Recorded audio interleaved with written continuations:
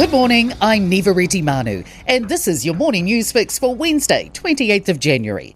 In this update, Tauranga's mayor says the council wants their own answers into what went wrong leading up to the deadly Mount Maunganui landslide as the government confirms its own inquiry. A rahui is now in place over parts of Pilot Bay and Mount Main Beach and the cordoned area where recovery work's expected to run into weeks. 6 people remain missing, presumed dead. Mayor Mahi Drysdale says the council's review will go ahead and they want answers within a maximum 6 months, with the government inquiry likely to take longer. NZ Post's withdrawal from 142 retail stores could propel New Zealand further into the digital age. The move leaves some customers 13 kilometres away from their closest post shop. It's fuelled outrage among some New Zealanders, fearful of the impacts on retail stores and the elderly. But Digital Inclusion Alliance Aotearoa Operations Director Lawrence Wimpfer says we have to get used to a changing world and invest energy into getting people online. He says we also need to ensure they can use digital tools like smartphones and tablets. More people are dipping into their KiwiSaver as a buffer against financial challenges. Inland revenue figures show there were more than 58,000 withdrawals for hardship reasons last year, worth $514.8 million. That's 11,000 more withdrawals than in 2024. Koro founder Rupert Carlyon says it reflects the tough economic climate and hardship becoming the norm. He says social media is educating people on how to make hardship claims, and so will likely keep growing.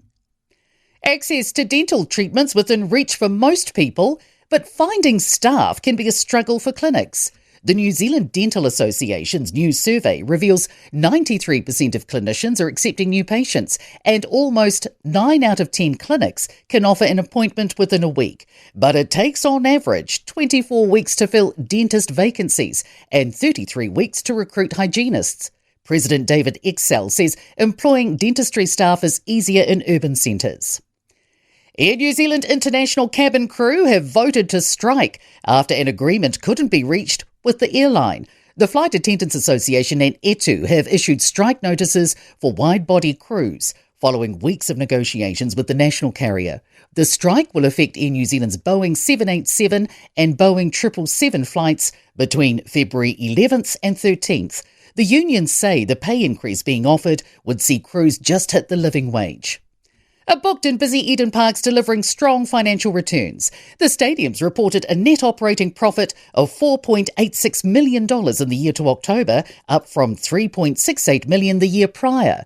Chief Executive Nick Saltner says that the result reflects Eden Park's diverse calendar of events, operational discipline and contributions from a growing number of commercial partners. In sport, ASB Classic champion Alina Svitolina has overpowered Coco Gauff in straight sets to reach her first Australian Tennis Open semi-final. Men's top seed Carlos Alcaraz is also into the last 4.